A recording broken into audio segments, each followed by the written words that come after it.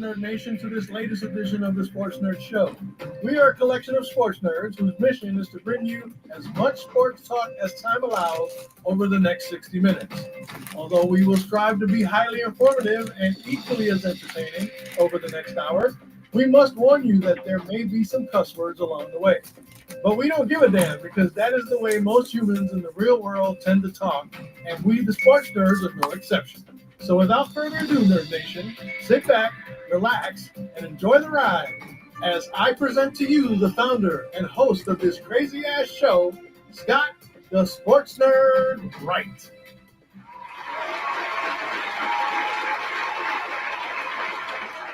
Hi, everyone. Welcome to a special edition of the Sports Nerds for a Thursday night. It is Christmas Day for us NFL fans. It is opening night. Let's rephrase that. What's that, Elliot? Welcome to the next. How many Thursdays are going to be between now and January? 18. Tuesdays and Thursdays for the next 18 weeks. Okay. This is the last night the Browns. This is the last night the Browns will be tied for first place. Oh, good Yeah. Lord. Hey, that's the way. Derek came out firing. Oh, good Lord. Who they playing? The Bengals. The Bengals. Wow. Well, they usually play the Bengals well, though. So, Yes, They do. they have the Bengals number, but for the most part, over the last few years, like 5-1 over the last 6 years. So yeah, we'll see what happens. It's all gonna depend on how McCauley does. Yeah. 8 divisional games this starting out the season. I wish they would do that every year and just make every first game and every last game a divisional game. Well, every last game is a divisional game at this point, Wayne. But the problem I have is the NFL putting a divisional game in Brazil. Yeah, I have an issue with that one as well. Okay, if you're going to do a division rival game, you're going to have it. You need to have it either at SoFi or Arrowhead. You don't put it in Brazil. Yeah. Okay, That would depend on how many dollars Brazil put up to get that game. it doesn't matter how much money. It's a divisional game, Elliot. Well, You based think on the the win NFL? last You year- think the NFL isn't about money? I was about to say that, dude. Do you think they care one iota about that if they have billions of dollars coming into their revenue stream? Plus, it's no accident. It's a Chargers home game, and they don't get anybody for their home games anyway. They won't notice. Mhm. Right? Yeah, that's a good point, Wayne. Derek. That's a There good you point. go. Yeah, they don't get anybody for their home games. And That's another good point. based on last year in Brazil, hopefully the field won't be an ice skating rink.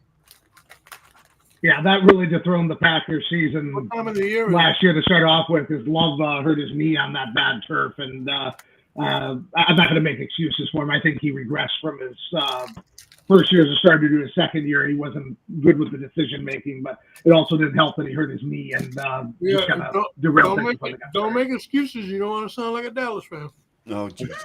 I said he regressed, but I also think having that knee and missing a couple of games and then he hurt his hamstring afterwards, I don't think that helped things. You don't want to give anybody an excuse to get a whiff of thinking you're a Dallas fan. Well, I mean, the Packers do have Parsons now, so I mean, maybe people wouldn't get confused by that. Well, Oh, are you saying you're going to get converts over to Packers over the Cowboys?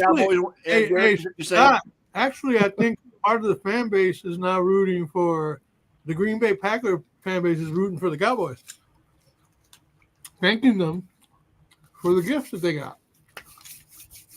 Well, It was a wonderable gift. I was talking to somebody on the phone for work and also myself. Derek, we haven't talked. You haven't been on the show in a while, so let's go ahead. Are you very happy with that? I mean, you gave up 2 first-round picks and also another player, Kenny Clark. to get that trade done. Do you still think that the Packers raped the Cowboys over this whole deal?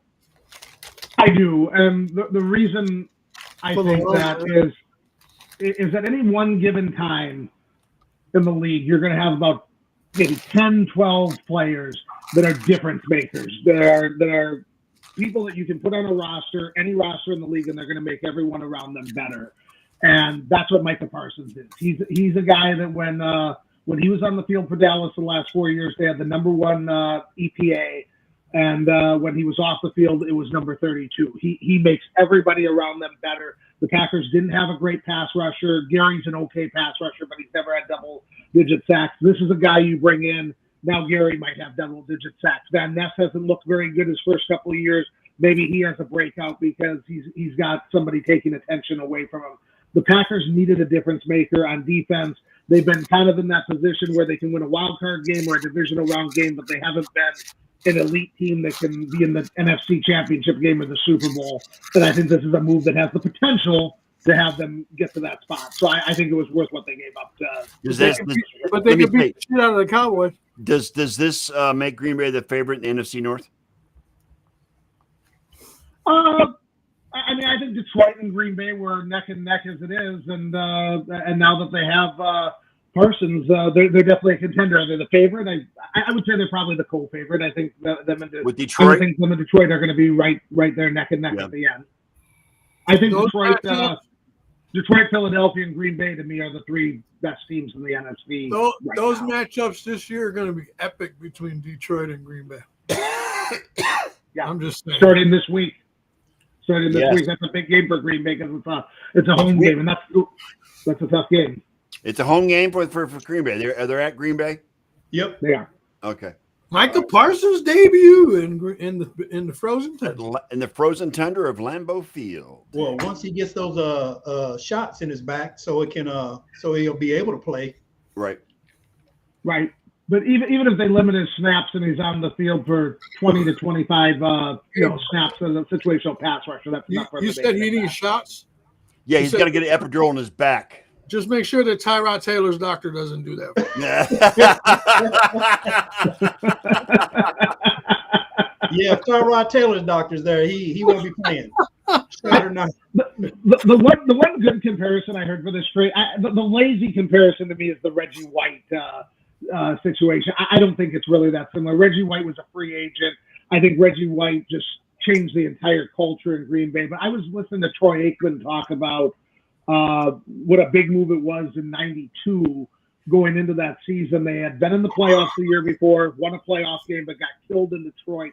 And they really needed that pass rusher to help bring their defense over the top. And so they made a trade with the 49ers and got Charles Haley. And that kind of propelled their defense to the next level. And that's what I think this has the potential to be, is maybe that Charles Haley type trade that helps the Packers defense get over the top. Jerry Jones compared this trade to the Herschel Walker trade, which was totally off base. Totally off base. I laughed my ass off when I saw that. Yeah, I mean, you look at what I think Dallas got 3 first-round picks and a couple second-round picks, a few third-round picks. We got 5 total picks. You got 5 players that, in order to get the picks they wanted, they had to release all 5 players, which is what they did. And they got those picks, and those picks turned into Emmitt Smith. I mean, come on, all most of that were all pros, and vaulted the Cowboys into winning 3 out of 4 years at the Super Bowl. So, but I'm telling you, the Micah Parsons deal is nowhere near that big. Which you haven't seen since. Right. You haven't sniffed it since. Jimmy Johnson in the football life brought up that, there had been a similar trade a few years before that with Eric Dickerson and Rams trading with the Colts, and the Rams never really did anything with those picks. He goes, it's what you do with the picks. And we'll see what Jerry does with these 2 first-round picks. But that's when Dickerson went to the Colts, right? Yep. Yep, and the Rams never really did it. Look at the other one that I thought was one of the worst trades ever as far as neither team doing anything with it, the RG3 deal. Because he got hurt, so it really didn't help Washington, and the Rams did absolutely nothing with those picks. You have to do something with the picks. Dallas could do something with the picks. We don't know yet, but what was laughable is Jerry saying, well, we're a better team today than we were before this trade. Like, those 2 first-round picks aren't on your roster this year, so there's no way they can help you this year. And Kenny Clark, I've watched him for a number of years. Fantastic player. He'll be a Packer Hall of Famer, not an NFL Hall of Famer, but a Packer Hall of Famer. But he's not a difference maker. Micah Parsons is one of those guys that makes everyone around him better. Kenny Clark is not somebody the defensive coordinator or offensive coordinators, excuse me. And I think Dallas' defense is going to get exposed tonight against the Eagles too. I mean, I mean, they're gonna. I mean, I think the Eagles are gonna run the ball right down their throat. Saquon's about to have a great game to open the season with. And you know they got one of the best receiving cores in the business. So Jalen Hurts should probably have a good game tonight too. I think the Eagles run away with this game tonight. Maybe Cowboys can keep it close, but I don't see it. I can't. Here's the problem. The 1 week is. Oh, No, I'm sorry, go ahead. here's the problem with Dallas Predictions will defense. tell all. Even with Micah Parsons, they weren't going to be one of the best defenses in the NFL anyway. So Jerry Jones making that statement is completely asinine. Right. Like every other statement he makes. Well, that's true. Yeah, the one thing I think gives the Eagles a chance tonight is, the Cowboys a chance tonight is the Eagles secondary. I think is probably the weakest part of their defense by far. And Lamb and Pickens are very good receivers, and that can definitely hit them. But what I'm worried about is Dallas's offensive line is a mess, and you don't want to have a messy offensive line going against the Eagles front seven, and that's where I think the game's going to be decided. Let's get Dave's not here involved. Dave, what are your thoughts going into Week 1 with the Bills and the Ravens on Sunday? Cool. Oof. I'm excited. Yay! That's the way. Go that's team! The way to kick it off. You sound excited. I know. Doesn't he? He sounds like Shaq. No, dude, I don't get too pumped up. I don't base seasons off of Week 1, and I know a lot of people want to get off to a start, and it's good and wonderful and everything. But listen, the Bills are perennial favorites these days. I'm just enjoying the ride. So Josh got his MVP. I'm happy. Super Bowl would be icing on the cake, but you got his wife too, by the way. Yeah, I mean he's happy, man. Kid did good, man. I mean, everyone doubted him, and I kind of remember Derek this time last year saying that he would pick Jordan Love over Josh Allen. I remember that clearly. John's memory is really good there, man. I love it. I'm just because he's still in his 40s. Yes. Yeah, right. Not for long, man. What I said last year is that I don't think I want to see what Allen looks like at 32 years old, similar to Cam Newton, where he started to break down because of all the contact he had from the rushing. And I said that Love, I think, has a much better chance of building a franchise around him and being around in 10 years because he's earlier in his career and isn't used as the runner that Josh Allen is. And I know Josh Allen's a better player right now. That was not exactly what we were talking about. Was building a franchise around for the next 10 years. Well, I'd argue Josh is and was better than Cam Newton too. I think Cam Newton's overrated in my opinion. I'm sorry. Cam was if you were playing fantasy, Cam was the dude to have. I mean, back then, I remember Elliott knew that. Like it was just he was a running back, and he would score. Right. So I understand what you're saying, but like for me, that's kind of what makes Josh. He welcomes the hits. He doesn't if he was shying away from it and getting hit when he doesn't expect it, I could see his body taking a toll. But he initiates a lot of the contact, man. I mean, I heard the same thing about Cam Newton though, when he was taking all those hits. Oh, he's 260 pounds. He can take the pound, and he's punishing people until his body broke down from that. I mean, there are not a lot of guys that rush as much as Cam Newton, Josh Allen. Look at Andrew Luck. He was running quite a bit, and he started to break down and had to retire early. And I don't know. I mean, it's going to be interesting to see with Allen because he could be the exception. There's always exceptions, but I think you do have to worry about how much they value him as a runner and the number of rushing attempts he gets. Didn't Andrew Luck retire because he had a lacerated lung? He retired because of all the injuries he incurred, not just the lung, it was overall the injuries he got. He suffered some organ, lacerated an organ, and that's came back from that. It wasn't a career-ending injury, though. No. I think whatever the last injury was, he's just like, I'm done. I don't want to have another injury. I'm done. He wanted to retire when he was healthy, and that was the issue. I mean, and yes, he did it during the last preseason game of the preseason. And news broke while the game was playing out.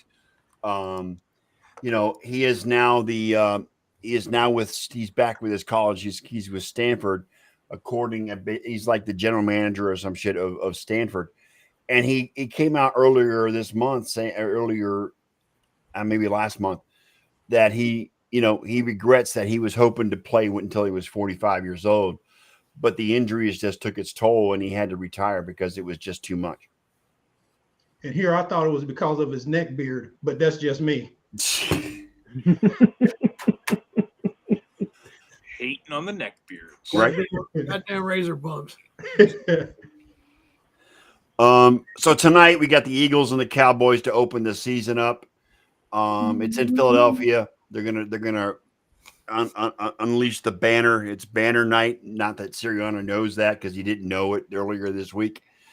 Is it banner night? I didn't know that. We won't be out for that. But anyway, I mean, does anybody think the Cowboys have a chance tonight? I don't know that they do, but wouldn't it be something else if the Cowboys shocked the world and beat the Eagles tonight? I don't want to hear Jerry Jones, so I hope the Eagles just smash him. I do not want to hear Jerry Jones. Nobody wants to hear Jerry Jones. And you know who's an Eagles fan, and I'm sure is going to be cheering viciously for the Eagles tonight. Micah Parsons. I think Micah Parsons is going to be cheering for the Cowboys because the Eagles are the threat to be the number 1 seed with the Packers, and the Cowboys, whether they win or not, are not going to play off. Yeah, but he ain't gonna have nothing good to wish upon, no matter what the situation is, on Jerry Jones and his organization. Right. Well, I'll tell you this. I saw a post earlier on Twitter that Micah Parsons' mother is in the building tonight, and she is wearing Cowboys gear. In Philly? Yes. Oh, wow. Why? I'm just saying. Why? Doesn't she realize that Philadelphia is the city of brotherly love? And by brotherly love, I mean she might get her ass kicked. Well, wait a minute. It ain't the city of sisterly love. The rules don't apply. What interesting stat I was looking at for tonight is if you look at the defending Super Bowl champions in Week 1, because they usually play at home and open up the Thursday night games, they're 20-5 in Week 1 since the 2000 season. Right. I mean, history says the defending Super Bowl champions do well. And the other thing is the Eagles outscored the Cowboys 75-13 last year. These 2 games were not 5. That's 80%. Yeah, you know. The mindset of the Eagles in the offseason was, okay, they won it. Let's get past it. Let's move on. Yeah. And they're resetting themselves. They're not considering themselves the defending champions. They're not considering themselves, you know, the shit. They're resetting and going forward, saying, okay, this is a new season, new year. Let's move forward and let's forget about what happened last year. I think it's going to come down to, can that defense be as vicious as it was last year, especially in that Super Bowl game? Yeah, and they're weak on the back end and the defense. The secondary is not hot garbage, but it's not great. It's warm and fuzzy garbage. And if the game were in Dallas, it'd be a little more intriguing to me. I think with it being in Philadelphia, that's going to be really hard for Dallas's offensive line on the road against this. Yeah, that noise. Plus, the last time I checked, it was an 8.5-point spread. Yeah, the Eagles are 8.5-point favorites. Yes, and don't forget, if some of them scandalous Eagles fans sneaking batteries and shit like that, you got to watch out for that stuff too. Don't forget, they pelted Santa Claus. Okay, yeah. These guys got no respect. Yeah, remember they cheered Michael Irvin when he got hurt. Matter of fact, if they thrown a dildo out there yet, like I do in the WNBA, oh my gosh. I got that. And ironically, that happened in the playoff game a year or 2 ago. So what do you guys think of Saquon being number 1 overall on the top 100?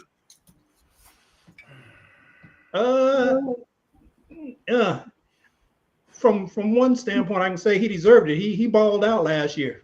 So 2,000 yards. Yeah. I mean, no subject for a quick second. How's Bill Belichick feeling these days right now? Yeah, Jesus. Yeah. I heard it. Hey, did you see the meme? His girl had to leave early so she could get to bed. Well, did you see her? Did you see those two having a conversation down on the sideline during the game? The memes were Can I have $20 for the concession stand? And she walked away, and they walked away.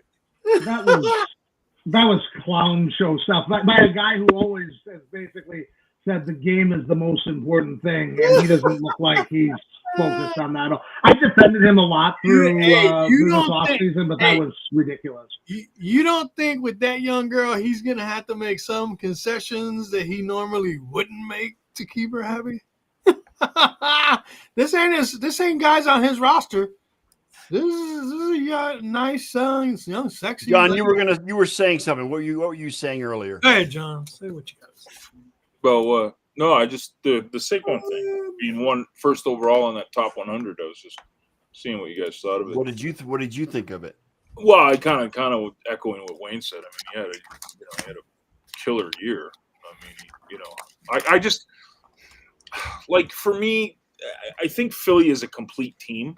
I don't think one guy on Philly is like Jalen Hurts isn't winning you a ball game. He can contribute to it, but I always think the top players should be quarterbacks. Now, I'm of the mindset where there's only one other player in the NFL I would take other than Josh at QB, and that's Lamar. So Lamar being first overall, Josh being first overall, it's pulling teeth, personal, splitting hairs, excuse me. Right. So I always question running backs being the most valuable or the top players, and I get it's not an MVP, it's a top 100 thing, but right. Anyways. Well, here's the thing. I'm of your opinion too, John. I kind of think that it should be guys like Josh or Lamar or Patrick that should be in the top spot. It should be a quarterback. But here's the reason. I think the only reason that Saquon got it was because of, number one, the rushing yards. Number two, the backwards jump. But the thing is that the play of the year. So I mean that's probably why he got consideration. Fair enough. John, I hate to be a bearer of bad news, but I got to go eat some dinner with the fam. Thanks for having me. Anytime, John. You've always got an open seat on this show whenever you need it. I appreciate you guys. Nice hearing you, John. I'll be watching tonight and cussing. And no, I won't be cussing. What am I doing? You don't cuss anymore, right, John? You don't do that anymore. I try not to, man. I really don't try. I try not to, man. I mean, it's just trying to wash the mouth out with soap. Gotcha. Anyways. All right, give a big hug to the family, the boys, and Tita, and we'll talk to you soon. May the Schwartz be Dave. Later, good guys. Good luck with the Bills on Sunday, John. Thank you, sir. I'm gonna not stress. I promise. Not me. Go Niners. Liar. Chris Berman, Super Bowl. Yeah. Later. See it. So, Derek, what are you looking for? I mean, it's week one. There's really no. It's week one. Nothing to get excited about. But there are some pretty important matchups. Look, this weekend. Excuse me. What I was going to say before, when you said that the top player should be the quarterback, right? Back, whatever. But the Eagles have a top player, a player at each position of those positions that could be a top player on most NFL teams. Agreed. And they have three on one team. Well, I mean, the Eagles. So they feed off each other. I think Hurts feeds off of Barkley and Brown, and that's a rotation. And then if you and again, the Eagles probably have the most complete team in the NFL right now. So we'll see. They don't have a superstar. They have stars, but not superstars. Stars, but not superstars. So, but I was going to ask Derek. I mean, there's week one. Maybe you don't want to get excited, but you got some really important matchups on week one. Mostly, I mean, there's a lot of division matchups this weekend. Right. 8. So half the league. So, I mean, and you got the Browns and the Bengals, which is what I'm interested in, of course. Not that you guys care about that, but I do. Yeah, and again, Bengals kicked their ass. Yeah, and to be honest, again, like I said at the onset of the show, the fact that the Chiefs and the Chargers are playing week 1 in Brazil and not either in SoFi or Arrowhead it's just a smack in the face to the fans because I love it. I No, love it. Put not Patrick Mahomes as far away from the U.S. as possible in his first game. but I'm just saying that's my thinking on it. I don't believe that a division Hey, matchup is close as After it. the smashing he took in the Super Bowl, he deserves to play in Brazil. I mean, I don't get too worked up about the international games. They've been going on since 2007, whether you do it in week 1, week 5, week 7, whatever. I mean, this is what the league is doing. They're promoting their brand all over the world. They want to bring fans in from all over the world. And Revenue. Right? It's all about What's the that? almighty dollar. Yes, It's 3 Elton. syllables. Revenue. yeah, I mean, this is what's going to happen. It's easier for them to do it now because there's 17 games. So some teams get 9 home games, some teams get 8 home games, and so they've done that as well. Where the team with 9 home games gives up that extra home game to go and play internationally. So I don't really have a problem with it. I mean, they're trying to grow the brand globally, and that is what is here. And they usually pawn off Jacksonville to everybody. So Well, yeah. How are you going to grow the league if you send Jacksonville and some of the bottom tier teams overseas? I mean, this is a good game between 2 good quarterbacks. I mean, you're showcasing the best your league has to offer there. you need to do that once in a while to pique the interest and show, hey, you know what, you too can see an elite game like this. But I'm glad that they're doing it in the first week and not later in the season. I just don't want to see anybody get hurt on that field, and hopefully the field is in a better condition than it was last year. Right, and that's the biggest Yeah. concern is how Didn't we have a lot of issues right. last year, though, before the game where they weren't even sure that the game could even get played or whatever? Yep. So, yeah, they've had a whole nother year to figure it out. And I'm hopefully that happened. And I'm sure the NFL monitored the event for this year to make sure that everything goes according to their standards and not let it turn into a shit show like last year. Right. Right. And that's a completely different discussion. I mean, if you are going to play games internationally, it needs to be on NFL equivalent fields. You need to police it. and As the it's NFL, not up to the- yeah, the NFL should be policing stuff like that. Yes. Make sure that the brand doesn't take a hit because some country doesn't know how to pull their head out of their ass. Right. And that's, that's always the concern in the NFL. We can sit there and, say every year, oh, this team looks like a favorite. This team looks like a favorite.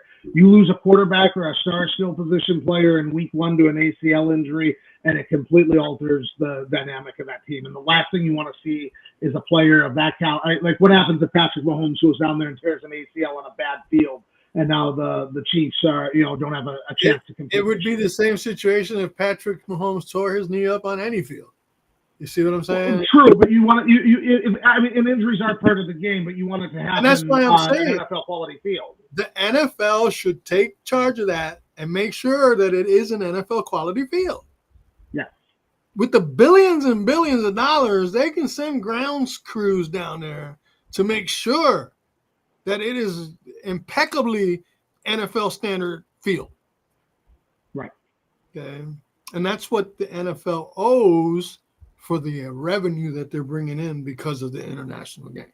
The only thing I can think of is maybe they didn't monitor it that close because Brazil is, a world-class soccer country, and they've hosted the World Cup before. Maybe they just assumed that these stadiums and these fields were going to be, up to standard, and then found out they weren't. But that's a big gamble. That's a big assumption. Let me say, an NFL game provides more abuse to a turf than a soccer game. I'm sorry. There's more abuse done to the turf when a. Well, you got to remember that you got trenches where guys weigh 300 pounds digging into the dirt. Yep. There ain't no 300 pounders playing soccer. No. No. And if there are, they're playing on the weekend. Right.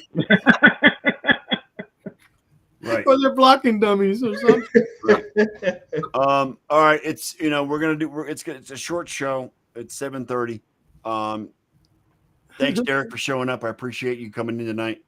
Oh, Good luck with Jackson. we weren't going to talk about Sunday's games? Well, Sunday's games, like I said, I did ask what games you're looking forward to this weekend, but nobody seemed to Well, I pick need, up on it and go after it. I need to look at the Well, schedule. Yeah, I mean, we do. I mean, kickoff isn't for a while yet. I got time if you want to go through the slate of Kickoff games. isn't for another hour. Yeah, Okay, kickoff all at right. I'm 5:30. just saying. Yeah. So, Don't we make talked us- about the Chiefs and the Don't make Chargers. us kick you off. Hey, don't make us kick you off the team, dude. Oh, well, shut up, Elliot. So I'll just go on the order I have them on my. I have a place where I post my picks for all the games. It's Derek Laughlin, Fantasy Football Guru, and it's the only article I do anymore. My uncle always looks at how I do compared to the Tampa sports writers, and so when I stopped writing for Fantasy Pros, I couldn't give it up because the weekly picks, because I've been doing those since 2007. So I always do my weekly picks. Yeah. So Tampa Bay and Atlanta. I mean, I think that game. You know, those were two of the best offensive shootouts last year. The Falcons gained 550 yards and 394 yards in those two games. Tampa gained 333 and 432 yards. And nothing has changed with these two teams. I think that's going to be a shootout that's going to come down to the wire. Do you think Penix comes into his own this year? I think he's got an excellent shot. I mean, he's got all the weapons he needs. Drake London is, top 5 fantasy receiver. And If Bijan breaks out, and London does his thing, you know what? They would be seriously dangerous if freaking Kyle Pitts stepped up. Yeah, he's gonna have to step up. And I'm just saying, if he was to have been the player that came out of college that everybody touted, okay, coming out of college, can you imagine that Atlanta team would be pretty? Looks plus, like they need defense to get to the quarterback. They've been 31, and 32 in sacks the last 3 years, I believe. Yeah. I know they've been 31 and 31 at least 2 years. Hey, Yeah. Derek, Well, go ahead. Oh, I was just going to say that's why they drafted 2 pass rushers the way they did in the draft this year, because they had to address that. Okay, so what are you thinking about the Kansas City Chargers game, which is actually tomorrow? I think Kansas City's going to win that game. The Chargers don't do well against Kansas City. I think Justin Herbert's 2-7 in his 9 starts against them, and I don't think anything's really changed. And does anybody really care about Arizona and New Orleans? No. No, no. I do. I need New Orleans to go 0-17. Just for you, Scott. I just need them to go 0-17 for you. Why me? Because the Because Browns you're a Cleveland fan. because the Browns are going 1-16.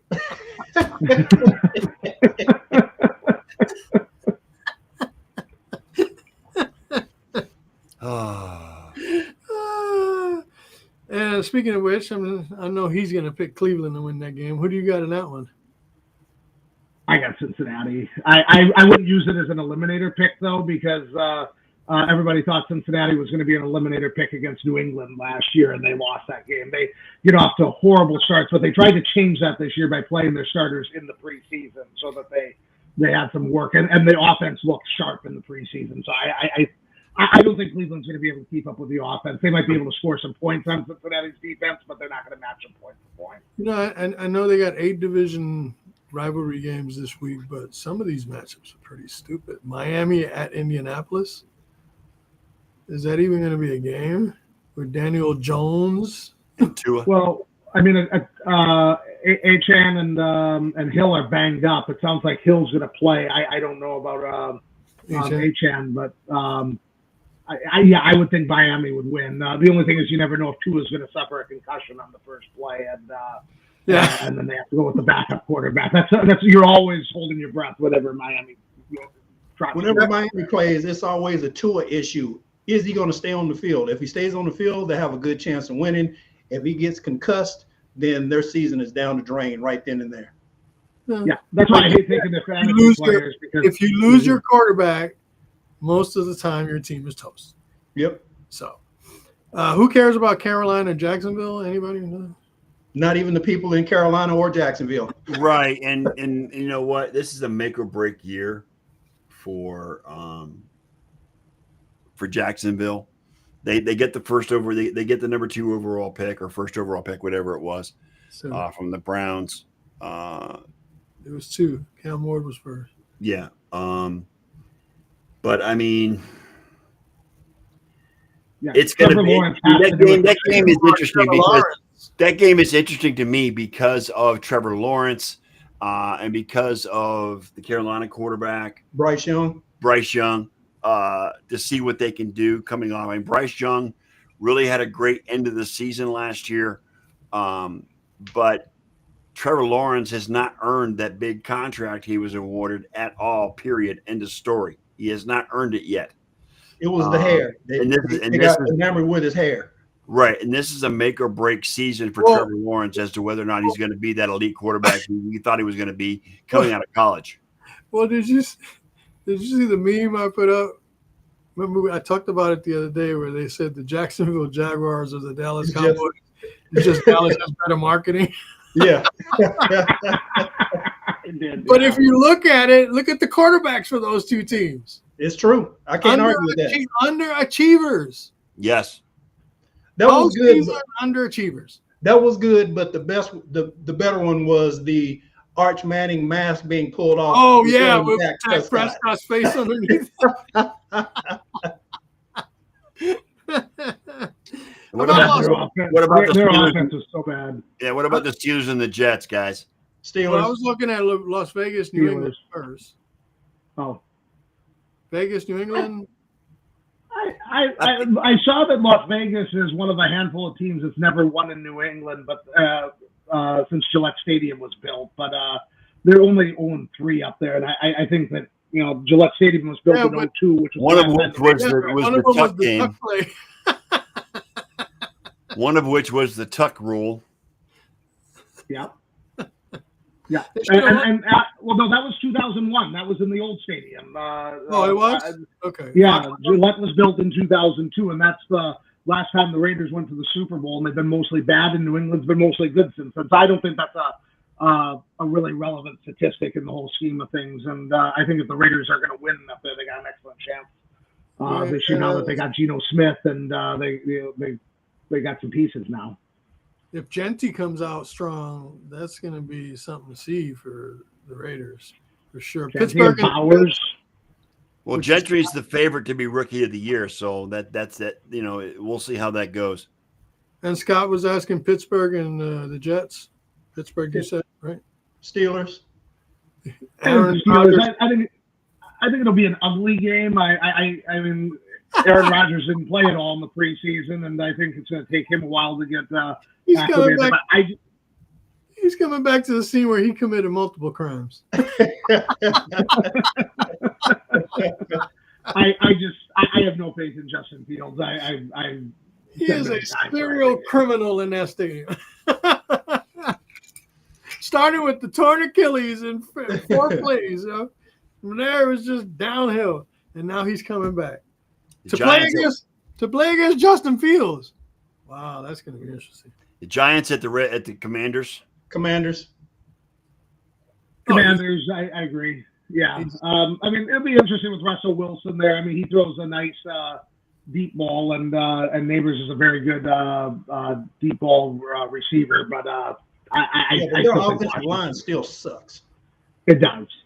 The only thing about Washington is I think they're a little overvalued. If you look at all the quarterbacks they beat last year, it was a lot of substandard quarterbacks and backup quarterbacks. But I think Washington's offense is going to be the real deal this year. I'm just kind of concerned about their defense. I don't think Russell Wilson or that giant fly there are the ones that are going to expose them. And if I'm not mistaken, not the Giants, but the Commanders' defense is the oldest defense in the league. Yes, it's the oldest team in the league. Oldest team in the league. Oh, okay. And now the last 3 games for the Sunday afternoon games, we'll cover Sunday night and Monday night on the Sunday night show. Yep. Tennessee, Denver. Bo Nix. How good, Garrett? How do you think about Denver? Are they a dark horse to get into the Super Bowl? Do you think this year? The Super Bowl? No, they're a dark horse to make it to the the AFC Championship, maybe. But that's about as far. We can go that far. Yeah. Super Bowl, that's a bit much. Yeah, Bo. I don't know. I mean, Bo Nix. The problem with Bo Nix is, I mean, he's a good quarterback that's going to win some regular season games for them. But I mean, he's going to have to beat either Josh Allen, Lamar Jackson, or Patrick Mahomes probably. And he's not in an easy. He's not in an easy division to win in either. He's not. I mean, and if you end up being a wild card, you're going to be on the road against one of those three quarterbacks. I think their ceiling is winning a wild card game and playing competitive in the divisional round. Texans at the Rams. I like the Rams because I think the Texans are pretty banged up. But Matthew Stafford, I don't think he's going to make it through the entire season. When people talk about the Rams being a dark horse. Speaking of epidurals, yeah, the back, he says his back isn't an issue, but I tend to disagree with that. Yeah, he's gonna need a backiotomy. Backiotomy. Now we're making up words as we go along. Okay. And then go ahead. Oh, I was just going to say, when your quarterback is already having a back problem in August and he's 37 years old and has a history of back problems, that's not a good sign. You don't get your back better by going and playing an NFL regular season. Isn't his backup Jimmy Garoppolo? Yep. Which is a good backup for a game or two, but you're not going to go very far with him playing 6 or 7 games while Stafford is out for a long stretch. The other two games. Go ahead. The final game would be 49ers in Seattle. No, Seattle. 49ers, Seattle. Yeah, 49ers, Seattle. But the two marquee games here are going to be Detroit, Green Bay, and Baltimore and Buffalo. Those are the marquee games in the late hours. But we're not talking about those. We're going to talk about those on Sunday. Yeah, we'll talk about those on Sunday. Yeah. Last one is Detroit. We'll talk about Minnesota, Chicago on Sunday as well. So I left Detroit, Green Bay for last, so that way Derek can. Do we talk San Francisco and Seattle yet? No, we have not. You know what? I did miss that one, didn't I? Yeah, I like San Francisco in that game. Purdy has 108.4 quarterback rating in the regular season against them. And then in the playoff win, he had 131.5. You think the new contract will affect him in any way as far as his mindset, Derek? His mindset, no. His supporting cast, yes. That's going to be the problem. But they got the easiest schedule in the league this year. Right. In my defense, that 49ers Seahawks game is not listed on the NFL Plus game list. Oh, really? It's not on here. Huh. So, yeah, well, I take the 49ers as well, not because I'm a 49ers fan, but because Sam Darnold, new system, Robert Saleh back as defensive coordinator. I think he has a few things up his sleeve defensively. Yeah, did Sam Darnold get exposed for being a fluke last year, guys? Yeah, nobody, again. It was last year. Was last year a breakout year, or was it a career year for Sam Darnold? I can't say it was a fluke, but I think it was a career year, not a breakout year. Yeah, because in order for it to be breakout, he has to do it again. Well, again, that's why he got the big contract with Seattle, is because of the year he had last year in Minnesota. That's probably why he got paid. But that doesn't necessarily translate, because a lot of times these teams they'll pay somebody huge money because they had a big year. Yeah, and they never see that kind of statistical year again. Yep. They didn't give him a huge contract, though. I mean, I think it's a 3-year. It was like a little over $100 million. Like, you look at for him, that's well, yeah, for him. I mean, I get that, but if you go and look at what the top of the market is and people that are putting up his statistics, I mean, I think it was kind of baked into the batter that, hey, even though he had these numbers, it was playing in a very quarterback-friendly system with Justin Jefferson there, and I think it got priced accordingly. I mean, he would have gotten a lot more if people thought that he was the real deal. And Minnesota would have tried to keep him if he was the real deal as well, but they got JJ now, so they don't need Sam Darnold. Okay, so because Derek is not going to be with us on Sunday, probably, right? Detroit and Green Bay. Just give us Detroit, Green Bay, your picks for Detroit, Green Bay, Baltimore, Buffalo, and Minnesota, Chicago. Yep. I'm taking Green Bay. It's a coin toss game, though. I'll go Green Bay 34, Detroit 28. Because it's in Lambeau. I would take Green Bay because it's in Lambeau. Yeah. But I think Detroit's going to score lots of points. It's going to be back and forth. I was thinking more like 34-31. That's what I was thinking. Yep. And what about Buffalo, Baltimore? That's going to be the marquee game Sunday night.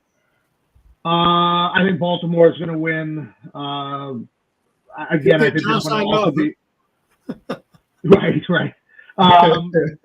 I'd say this one will be Baltimore 31, Buffalo 24.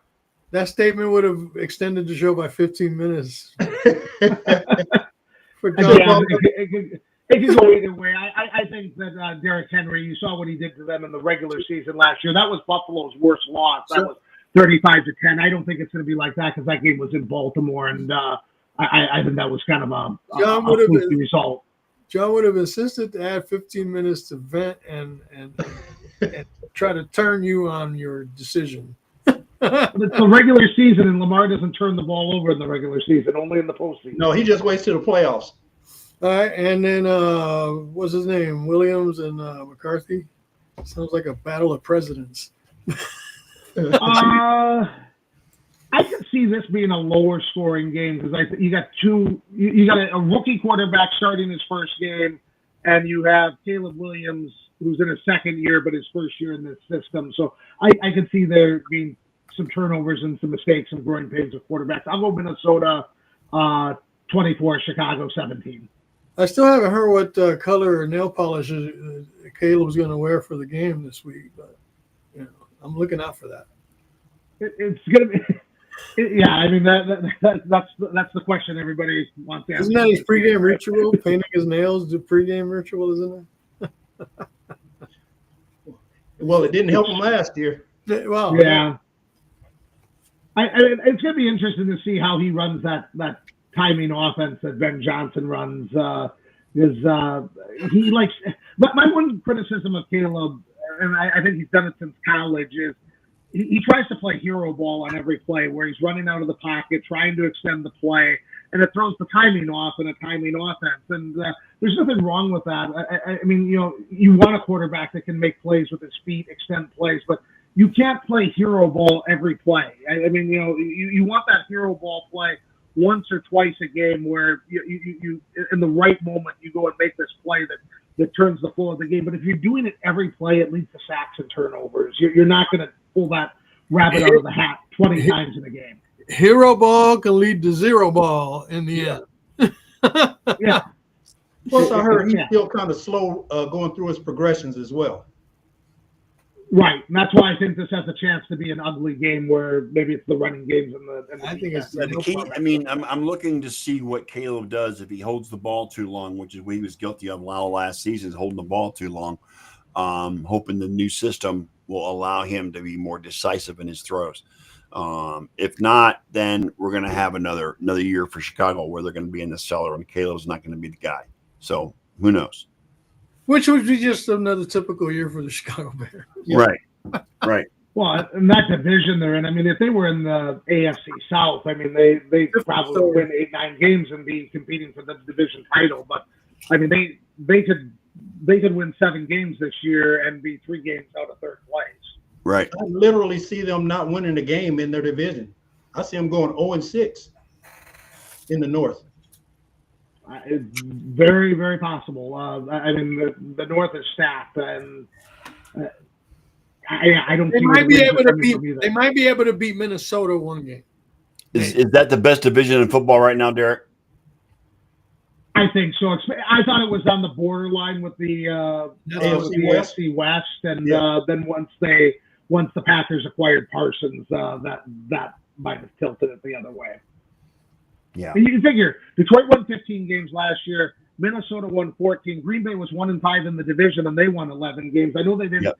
None of the teams fared particularly well in the postseason, but I mean that's a lot of wins. And now you add Parsons into the mix for Green Bay, and who knows McCarthy? Everybody's talking about that Darnold left, and McCarthy's a new quarterback.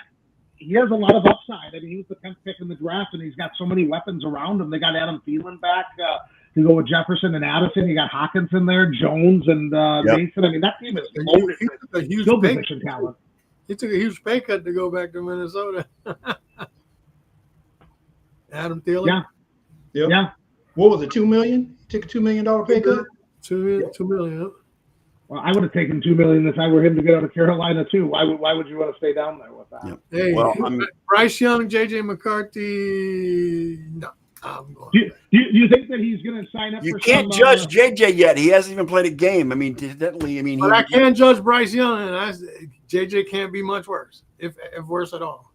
I think Maybe Bryce he was, Young is going to surprise some people if his offensive line holds up, because he started to progress at the latter half of last season. Yep. So if he has an offensive line and he's not running for his life every play, I think he could do a little bit. Yeah, Carolina. I want to take a moment and shout out to Brian Schottenheimer, Oh, son of Marty Schottenheimer, who was an iconic Browns head coach. coach of the losers in Dallas, Texas. But I do want to wish him well and good luck. I mean, I know he's not his dad, but we'll see what happens. I don't. He's been I don't thrown want into to he's fuck been thrown into anybody. the fire, and let's see how he I reacts. don't wish anybody under any circumstances for any reason that is an association with the Cowboys. Oh God. I just can't. I wanted to ask one question on Thielen though. Do you think how they got around that $2 million is they did a Clippers move where maybe he's doing no-show appearances for some green charity somewhere? Yeah, Green energy. Do him and he Kawhi has a job that's non-existent. do him and Kawhi have the same agent? Or? I don't know. Yeah, that might have been what happened. My God. I think the league needs to investigate the Vikings. That's what they need to do. Hey, there might be in collusion with the Clippers. You never know. You never know.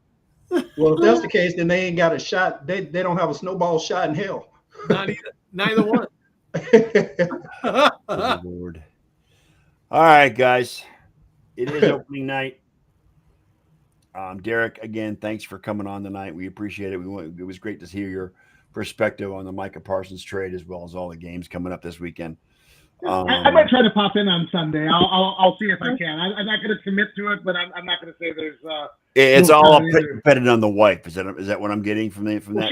She's out of town at a dog show, so I think it's going to depend on if I want to brag about the Packers or if I don't want to talk about the game. Let's wait for the score at the end of the Packers game before we decide Derek's going to be on the show or not. If the Packers win that by 3 touchdowns, I'm going to come on and spread my joy. But I don't want to be a downer on your show if they lose by 3 touchdowns there and just come in and be all that's focused. not going to happen. Come on. Oh, jeez. I mean, look at that game last year. They got run over. That could be game of the week. That has game of the week potential.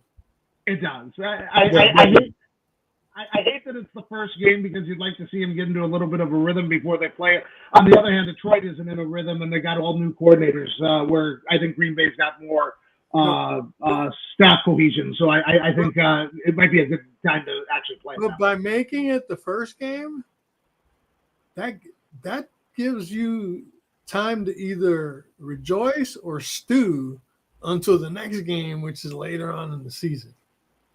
You know what I'm saying? That game is going to be so much more significant. Well, but the challenge for Green Bay is if they lose that game, they're playing 4 days later against Washington at home. And if you lose that, you're not only 0-2 on the season, but you're 0-2 to 2 teams that are going to be in the playoff hunt, and you're 0-2 at home. Yep. I mean, so as much excitement as there is around Green Bay's season, Well, you better hope that Micah Parsons comes in and shuts some people down. And not only that, Derek, you'll be 0-2 in the conference. 0-2 in the conference, 0-1 in the division, and you don't want that if the goal is the Super Bowl. So and hey, I mean, when you make a trade like Parsons, there's huge expectations, and that's part of the deal. I'd rather have expectations than go into a season where you're just hoping you're going to win a couple games. But that's a really tough draw, I think, for Green Bay to open the season. They don't get their feet wet at all. They're going at it against 2 of the better teams. Feet to the fire. Forget feet wet. Feet to the fire. Right off the start. Yep. Which, you know what? That could build character for the rest of the season, too. So Either way, win or loss. If it's a close loss, you're like, hey. Yeah, you go 2-0 against that, and all of a sudden you're feeling like, hey, we just beat the number 1 seed from last year. We beat the team that was the hottest team in the NFC. We can take anyone. So I mean, it's got a lot of risk reward to it. It can it can put you in a real hole to start off with, or it can propel you to big things. So it's Well, all in and front of them. They just gotta They do can it. always establish also where your season's going. Oh, without a doubt. You know what I'm saying? If you could start off by beating those two teams, then you're looking really good for down the road. Yep. You know, so All right. anyway. So you see, Scott, we managed to squeeze out another half an hour. Yeah. Props See, to don't cap Christian us. Long. Props to Christian Long and Crystal Ann Marie for joining the show. Oh, Christian Long is he's one of the guys that's in my AEW fantasy league. He's actually been playing in my fantasy leagues for the last 11 or 12 years. And then Crystal is my wife. So All right, guys. Derek, thanks again. Gentlemen, Thanks for having me. we'll see you guys on Sunday. Enjoy the game tonight. Enjoy the game tomorrow night, and enjoy the games on Sunday. And of until we course, meet again. for those that partake, enjoy the games on Saturday in the NCAA. So, anyway, with that being said, we are the Sports Nerds. We are officially back 3 nights a week: Tuesday, Thursdays, and Sunday night. Thanks to Elliot, he doesn't have to worry about changing the outro anymore. And the His producer, allergies are cured. I was going to say, is allergy free. Yes, exactly. His allergies are cured. No more. Anyway, sneezing. are you wearing a neck brace, Elliot? Is that what that is? Yes. Did you hurt yourself? No, I just use it like after working out and stuff. I'll ice down my shoulders, and so then I'll put the brace on just to give me stable Okay. I stability. didn't know if you'd hurt yourself or not. No, I'll take it off. I had just got done working out, and I said, let me put this on because I All right. won't be able to stretch. Or do All right. anything. All right, fellas. Now Have I'll a great take it off and sit there and put my massagers on while I watch the game. There you Get on, go. get on my upright bike. You know what I'm saying?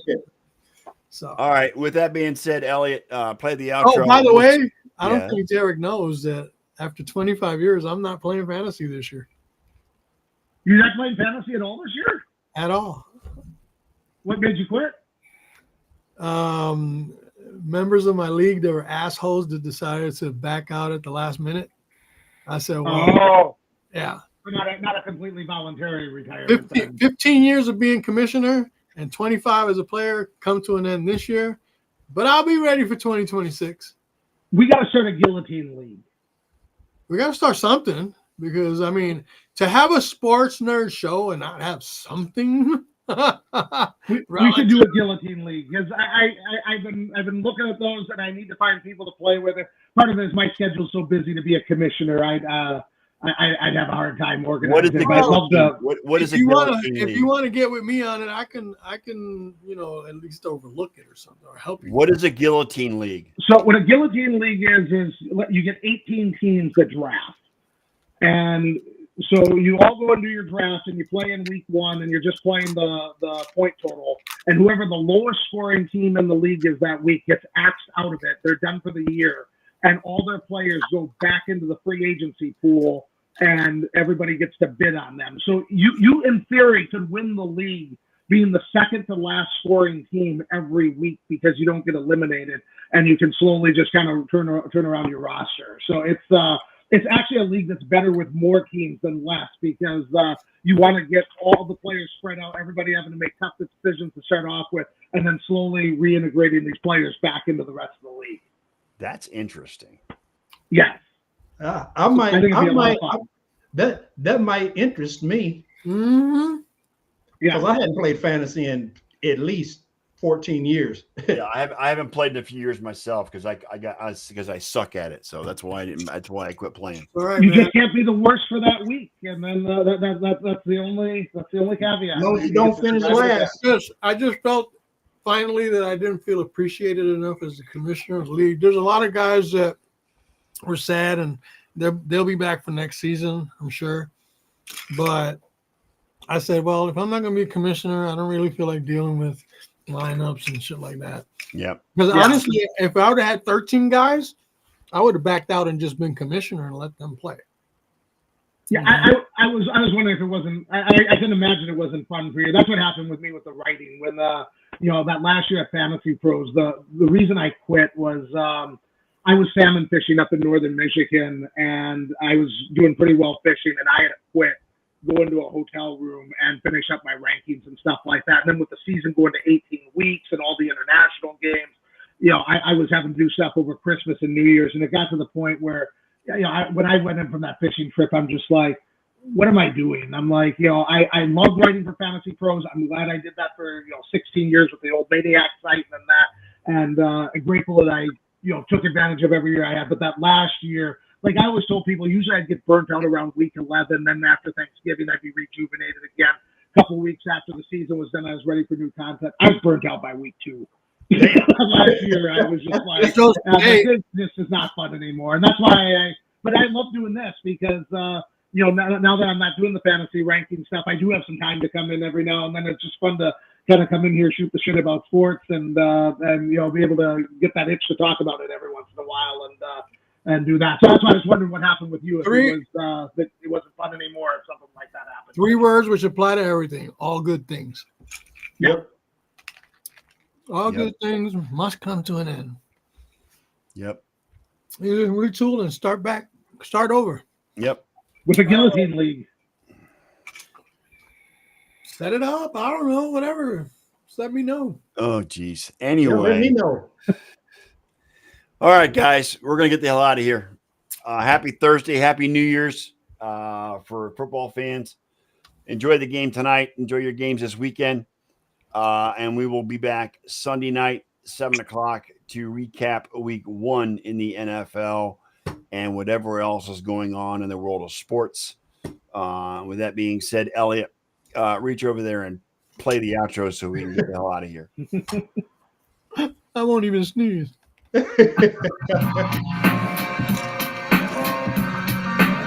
Thank you once again, Nerd Nation, for spending part, if not all of your evening with us here for this latest episode of the Sports Nerd Show. Please keep in mind that we do this on a regular basis every Sunday, Tuesday, and Thursday night. And since each night's start time is different, please check out our SNN group page on Facebook for the correct time. So until the next time we come together, Nerd Nation, on behalf of the Sports Nerd and his co-hosts, Josh Lowe, John Holston, Wayne Lynch, and me, Big E, may your lives be filled with all the best sports action anyone human can handle, as well as all the joy it can possibly bring you. And with all that said, good night, Nerd Nation, as the time has come to say we are